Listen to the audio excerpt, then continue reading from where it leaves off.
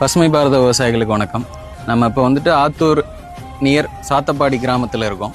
So இந்த area வந்து பார்த்திங்கன்னா நம்ம நிற்கக்கூடிய ஏரியா வந்து அதிகமாக மழை பெஞ்சிச்சு அப்படின்னா ஊற்று எடுக்கக்கூடிய நிலம் இது. அதே மாதிரி வெயில் டைமில் ரொம்ப ட்ரை ஆகக்கூடிய நிலம். ஸோ இதனாலே இந்த நிலத்தை வந்து ரொம்ப நாளாக எதுவுமே விவசாயம் பண்ணாமல் போட்டிருந்தாங்க. நெல் மட்டும்தான் அந்த மழை காலத்தில் வந்து அறுவடை பண்ணிக்கிட்டு இருந்தாங்க.